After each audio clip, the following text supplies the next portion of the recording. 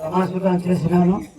పుట్లపల్లి గ్రామ ప్రజల అన్నదండలతో అందరి సహకారాలతో సర్పంచ్గా గెలిచినాను.